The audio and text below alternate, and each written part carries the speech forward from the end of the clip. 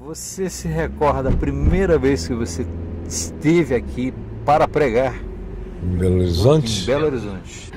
Me lembro muito bem. Foi, acho que final dos anos 70, iniciozinho dos 80, eu vim pregar na 8ª Igreja Presbiteriana, que era pastoreada pelo reverendo Wilson. E aí eu vim várias vezes. A primeira vez que eu vim foi uma recomendação do reverendo Antônio Elias, que recomendou ao reverendo Wilson que me convidasse, e a mim ele pediu que eu aceitasse. Eu morava em Manaus. Então eu vim, passei uns dias pregando aqui. Nós tínhamos uma relação indireta, eu com a 8ª Igreja, porque eu já conhecia o reverendo Jeremias, que naquele tempo era bem novinho, recém-ordenado, e eu tinha conhecido Jeremias no Seminário Presbiteriano de Campinas, aí por volta de 77, 76, eu fui lá e conheci o Jeremias. E então foi ali naquele período. E depois daquilo, eu passei a vir muito a essa região por causa da editora Betânia, que passou a publicar meus livros, abrindo o jogo sobre o namoro, abrindo o jogo sobre o aborto. Aí foi lançando vários livros, Mensagem ao Homem do Século XX.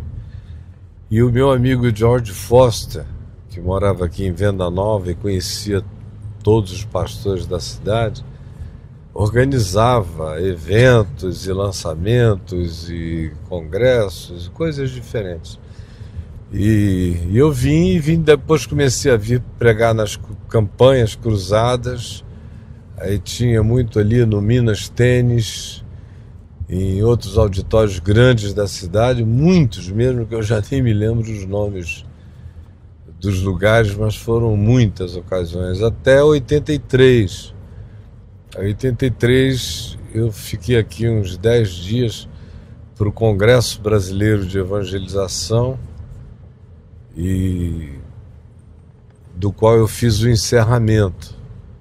Foi o maior evento de representatividade evangélica da história do país até hoje, porque vieram 4.000 representantes denominacionais, quase todos presidentes de denominações de peso no país inteiro. Mas foi um evento só para lideranças ou aberto ao público? Eram só para liderança, eram 4.000 líderes evangélicos do Brasil, com gente do peso na Assembleia do pastor Alcibiades Pereira Vasconcelos, pastor Túlio Barros, missionário Lourenço Olson.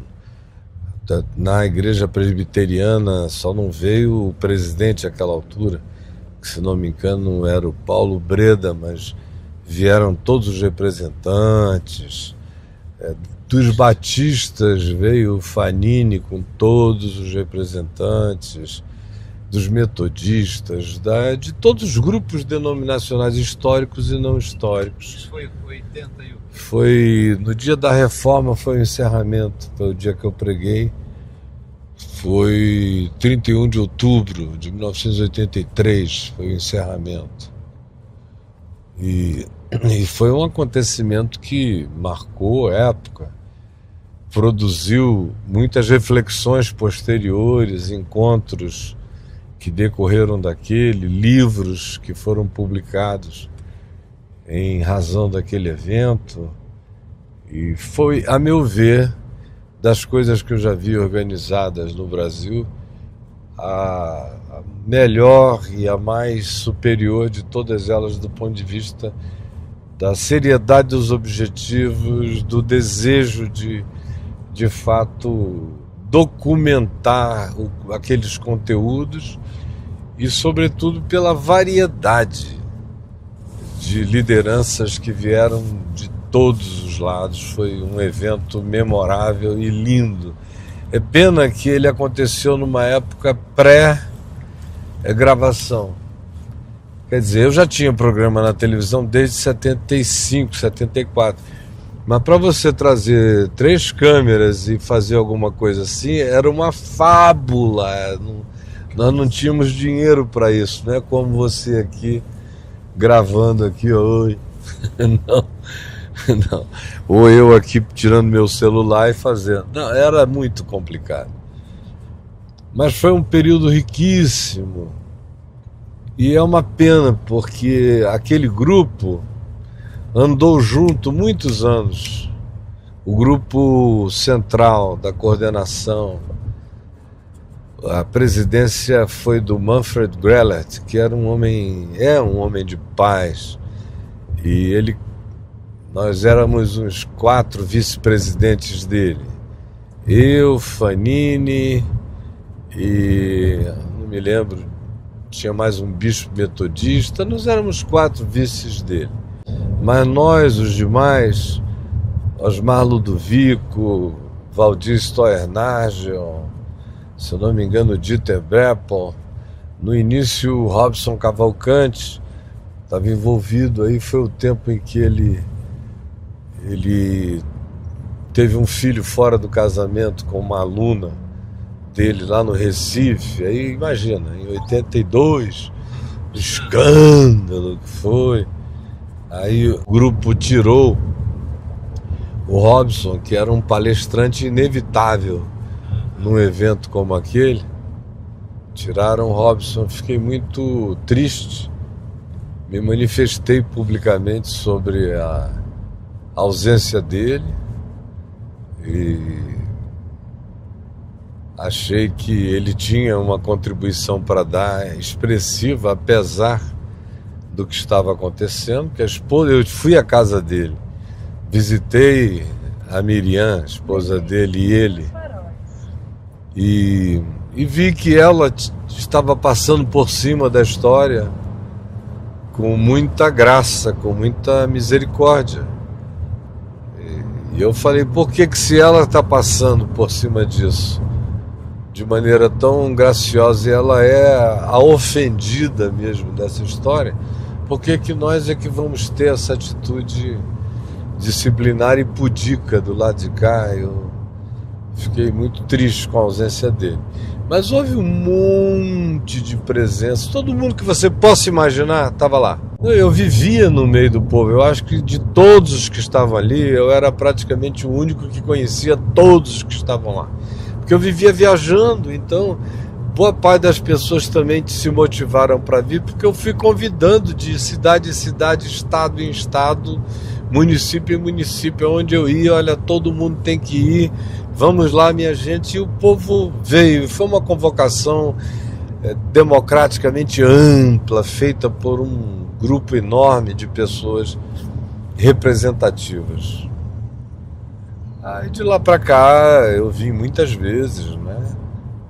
Acho que até 1998 eu vinha muito. Eu vim para inauguração, eu creio que desse templo novo da Lagoinha. Eu tinha pregado algumas vezes no antigo, mas vim pregar algumas vezes no novo. O pastor Márcio, meu amigo, e organizou algumas coisas, lançou livros meus aqui e de vez em quando me convidava. Nós nunca mais tivemos contato, mas eu tenho certeza que nós temos até hoje. O que se manteve de carinho no meu coração por ele é equivalente ao que ele tem de carinho e de respeito por mim. Teve frutos daquele encontro de 83? Hoje teve você vê amizades que se tornaram eternas, né?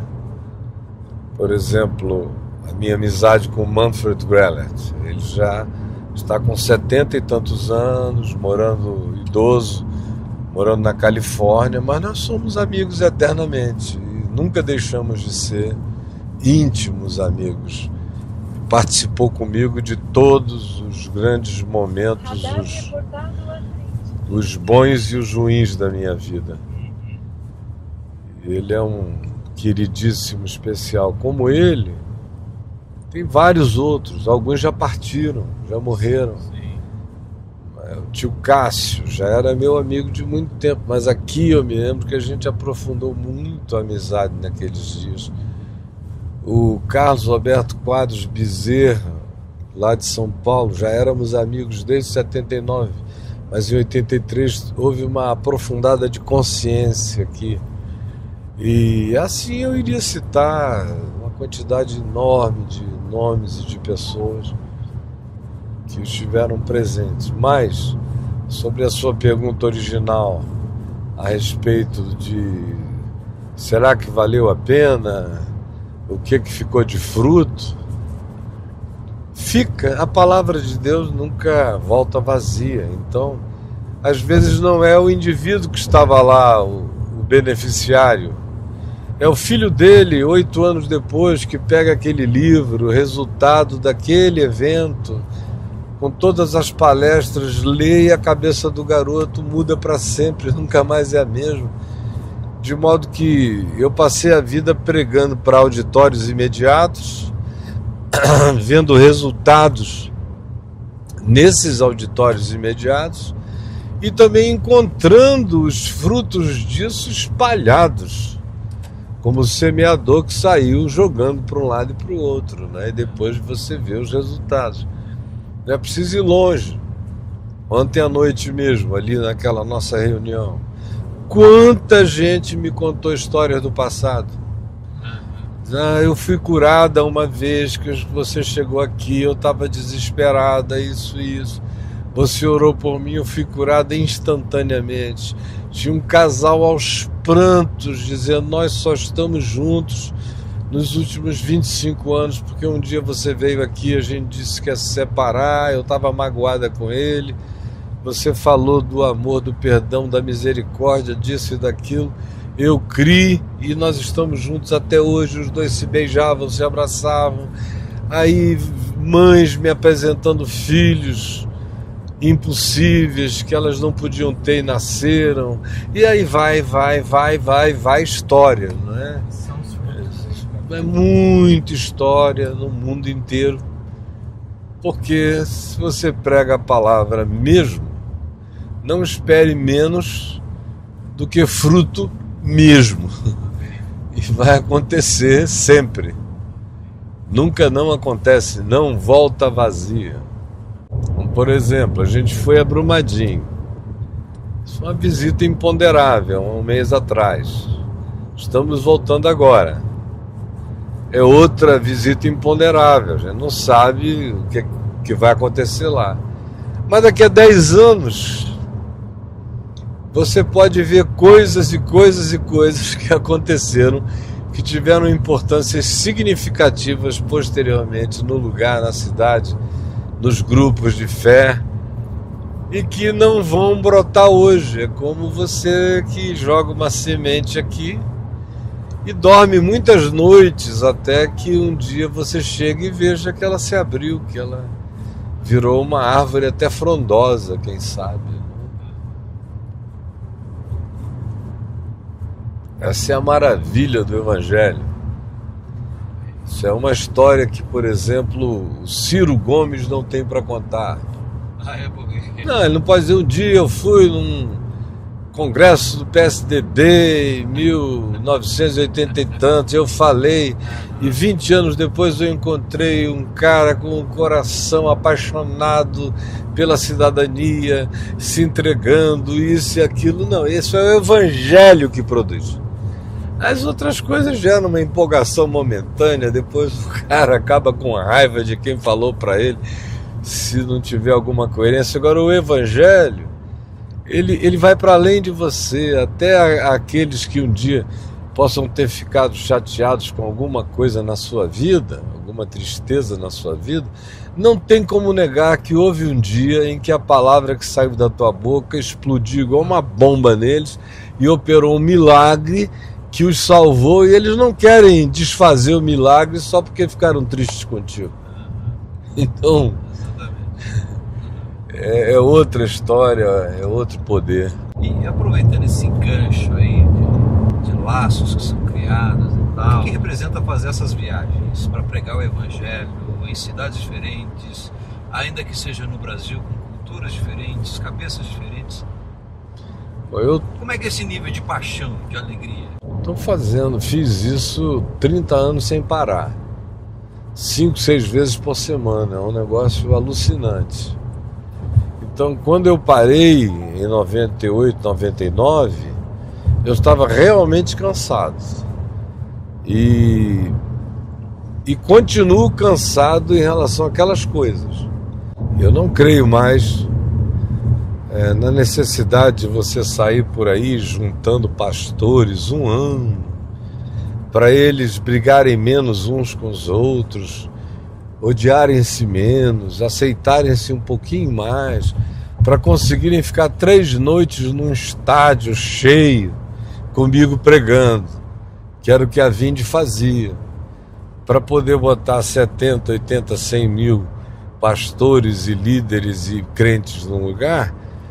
O pessoal da Vinde, era muita gente que trabalhava comigo, ia um ano antes, eles começavam a visitar o lugar, identificar quem eram os pastores mais problemáticos, quais eram aqueles que arruinavam todo o processo de tentativa fraterna, e acalmar esses caras. Eles geralmente tinham ódios uns contra os outros, aí visitavam um lado, visitavam o outro, preparava aquilo tudo, fazia um monte de encontros preliminares para ir quebrando o gelo. Quando eu chegava, um ano depois, naquele evento específico, que para eles era o evento do ano, mas para mim era o quinto da semana, eu ia ter muitos daquele tamanho durante a semana, já estava todo mundo mais calmo.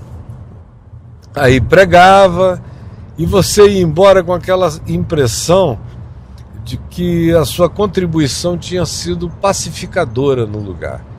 Logo depois você descobria que voltava tudo a vaca fria entre os pastores, mas os crentes não. Os crentes em geral eram aqueles nos quais eu repousava a minha alegria, porque eu via que eles tinham um coração muito mais aberto para, em compreendendo, levar aquele espírito muito mais adiante, às vezes até para sempre com eles, né? Mas os tempos mudaram, eu não vejo mais a menor necessidade nisso. Que, por exemplo, ontem a gente tinha um grupo reunido ali, e eu tinha 20 vezes mais gente reunido na internet me vendo. Sim. Então a reunião dali é boa para aquele encontro humano que a gente precisa continuar fazendo, porque nós somos presença, e é fundamental mesmo. Mas não é mais aquilo sem o que, em não havendo, a coisa não aconteça, porque eu todo dia, todo mundo que estava ali porque me assiste no jardim de casa todo dia. E são milhões que assistem no jardim da minha casa todo dia. Quer dizer, se eu ficasse mais 15 anos sem querer ir a lugar nenhum, só pregando todo dia lá do jardim da minha casa, francamente, do ponto de vista do alcance do coração do pessoal, não mudava nada. O que muda é aquela alegria que a pessoa tem de encontrar você, que é um instrumento diário de edificação dela. Esse é a grande história, e é disso que, depois de 15 anos de ter tanto, que eu disse, eu já tive por muitas vidas esses milhares de encontros, eu quero é sossego, e me tem sido muito saudável. Eu, por exemplo, estou conseguindo criar meus netos, e eu fui um bom pai para os meus filhos, dando qualidade de tempo, mas eu não podia dar a quantidade necessária de tempo, que é também fundamental e imprescindível. Com os meus netos não, eu estou acompanhando todas as sequências, está sendo de uma construção saudabilíssima para mim. Mas desde o final do ano passado, que meu coração foi ficando cheio da convicção de que eu tinha que passar pelo menos alguns anos enquanto me resta força, vigor, saúde, visitando alguns lugares e animando a fé de pessoas. E são milhões os que me assistem, me seguem, me amam e respeitam. Então é para essas pessoas que eu estou me dirigindo. Por outro lado, eu não estou interessado em fazer como eu fazia antes, né? Organizar grandes eventos e tal. Eu prefiro coisas hoje em dia menores, mais humanas, mais próximas, mais aconchegantes e, de preferência, em lugares onde eu não visitaria no passado. Porque no passado, o que eu viria fazer em Brumadinho?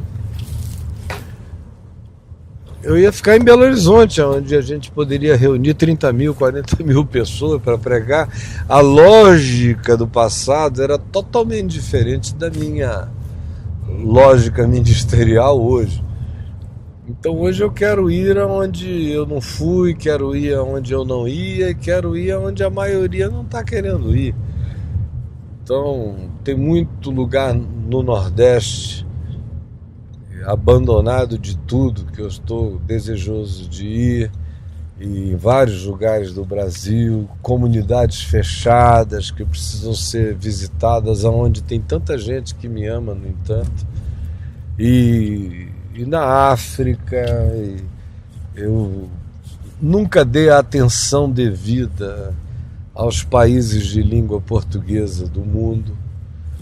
Fui a todos, mas agora eu quero ir com mais carinho, pregar com mais carinho nesses lugares todos e retomar as coisas que eu fazia muito na Europa, especialmente Inglaterra, aquela região nórdica, Dinamarca e Alemanha, e onde eu fazia muitos eventos grandes e legais. Hoje não dá mais para fazer aqueles eventos para 100 mil pessoas. Na Alemanha vinha muita gente. Mas tinha um evento na Inglaterra que eu fui várias vezes e que eu gostava muito de ir.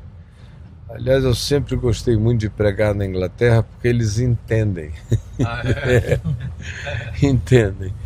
Mas o que eu mais gostava era o Spring Harvest, que era um evento de primavera, que é a colheita da primavera, Spring Harvest. Eles reuniam 70, 60 mil jovens que vinham de toda a Inglaterra, ficavam acampados 15 dias, aquelas tendas enormes. E eles me chamavam para pregar 3, 4 vezes no dia, mas era muito difícil o dia que eu não pregasse 9, 10, 11, 12, 13 vezes no dia. Houve a ocasião de eu ter acabado de pregar meia-noite, aquele frio no litoral inglês, e batendo aquele vento frio, eu morto. Aí fui para o quarto tentar dormir, porque 6h30 da manhã era a minha primeira pregação no dia seguinte. E assim, você chegava lá, tinha 7 mil pessoas te esperando, 6h30 da manhã. Aí, quando eu já estou começando a dormir, bateram na porta. Aí me chamaram: irmão, desculpa, mas é que nós estamos com 4 mil pessoas reunidas no auditório tal, querendo ouvir você falar sobre Pentecoste. Aí lá fui eu, 2 e pouco da manhã, voltei às 4 para acordar às 6. Isso acontecia geral e direto, né? Porque eram 70 mil jovens, eles rompiam o programa. E era uma coisa tão apaixonada que até a liderança do evento, por mais inglesa que fosse, fazia concessões porque via a avidez, a sede daquela moçada.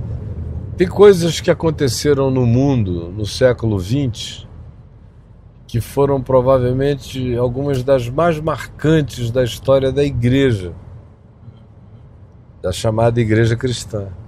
O século XX foi um século rico disso, como nunca antes. Como nunca antes. É interessante você falar sobre isso, porque a gente observa até hoje, e isso vai se seguir, as igrejas históricas ainda venerando a reforma protestante. E a gente percebe como que estacionou lá, né? Parou lá, de lá para cá o mundo cresceu muito e houve muito fomento, muito pensamento, muita evolução do aplicativo do Evangelho, especialmente entre os anos 50 e o final dos anos 90. Houve muito. Por exemplo, você tem alguns concílios da igreja, alguns concílios em Éfeso, em Nicéia, alguns concílios que definiram teologias que estão aí até hoje, mas com representação muito capenga. Às vezes você tinha um evento de 500 pessoas, onde 498 representavam uma linha de pensamento e só tinham conseguido vir 2 de um outro lugar do mundo para representar aquele pensamento diferente. Sim. Então o desequilíbrio representativo sempre foi enorme em boa parte desses concílios, quase todos eles. Imagina, até antes do século XX, você tinha que pegar um navio e atravessar 2 meses para um outro lugar, e a fortuna. E como se fazia? A maior parte disso rolava por carta. Então, ou então quando a igreja era só uma igreja europeia, ou da Ásia Menor, ou daquele período da Alemanha, do miolo da Europa. Mas os grandes eventos de representatividade universal na história da igreja aconteceram da década de 50 para cá, com o Billy Graham. Foi o fato de que ele explodiu na América como evangelista sério, respeitado por todo mundo, e ele levantou muito dinheiro, muitos milhões e milhões de dólares que financiaram esses eventos. Ele mandava buscar, por exemplo, nós tivemos um evento em 86 em Amsterdã, onde estavam presentes 185 nações. Você veja que é praticamente o que a ONU tem. 185 nações e 12 mil representantes dessas 185 nações, todo mundo pago pelo Billy Graham. No centro de convenção de Amsterdã. Quando você vai ter outra coisa assim de novo na história humana?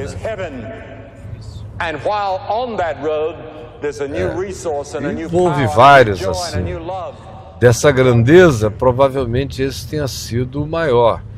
Mas em termos de representatividade, sempre foram eventos inigualavelmente representativos. A vida do Billy foi toda filmada desde preto e branco, desde quando ele era um rapazinho de 20 e poucos anos. Ele começou a pregar com 19. O Franklin assumiu, né, vamos dizer assim, mas não devia nunca ter feito aquilo, né? Era como eu chegar e dizer que eu estou ungindo um dos meus filhos para continuar meu ministério. Não vai dar em nada, não tem o dom, não foram chamados. Cada um é cada um. Isso não é uma dinastia, né? Não deveria ser. Então, a meu ver, foi um tiro no pé. Eles estavam procurando pessoas. Eu fui um dos convidados na década de 80 e 90 para me preparar para entrar na sucessão do Billy. Mas quando eu fui conhecendo a organização por dentro, quanto mais eu gostava do Billy como pessoa e da dona Ruth, a esposa dele, também fiquei amigo da filha deles, da Anne, uma das filhas, família grande de filhos. Quanto mais eu gostava dele e mais eu entrava na organização, menos interesse eu tinha. de fazer parte daquela organização, porque eu já via nitidamente que tinha um pessoal ali no segundo, terceiro escalão que estavam querendo mesmo era fazer do Billy Graham um El Cid. Sabe o El Cid? Se mesmo depois de morto, posto no cavalo para espantar os inimigos. Isso não era por conta do dedo do Billy, né? Não, o Billy era um cara muito despretensioso. Isso era só o que ele queria. E muito despretensioso, mas precisou criar aquela máquina enorme. Sim. E que ele sabia que não era o que ele gostava, por isso ele ficava o mais distante possível. O que acabou sendo um erro, porque quanto mais distante ele ficava, mais esses pequenos aproveitadores do segundo escalão, terceiro escalão, deitavam e enrolavam. Eu conheci muitos deles. Tive algumas experiências muito desagradáveis com alguns deles. Deixa pra lá. O que tem entristecido muito é você ver o que está acontecendo como desesperança no planeta. A igreja chamada evangélica no planeta perdeu a esperança transcendente. Então ela vive de campanhas e de levantar dinheiro para mais projetos, mais riquezas, mais tamanho, mais templo. É só um negócio religioso sem transcendência, sem vida eterna, sem evangelho. Então o efeito rebote está chegando agora. A quantidade de pastores que olhando em volta, vendo tudo perecer, vão entrando em angústia, não estavam enraizados no evangelho, mas na esperança da igreja, e a igreja fracassou. É inegável que a igreja fracassou. E aí o cara, sem Deus na vida, sem evangelho na vida, entra em desespero, sem raiz. E o suicídio é um caminho óbvio, né? É porque tem muito tabu, então é pouco divulgado. Mas tem muito mais acontecendo do que as divulgações apresentam. Tem muita gente que te liga dizendo, olha, reportar o suicídio do pastor fulano de tal, mas ninguém vai saber. A família não quer que ninguém saiba, vai ser divulgado como morte súbita, qualquer coisa assim. Esposa, tem muita esposa de pastor se matando, filho, especialmente os filhos gays, que não aguentam pensar que se eles disserem quem eles são, serão abominados e se indicará o inferno como residência para eles, né? É horrível.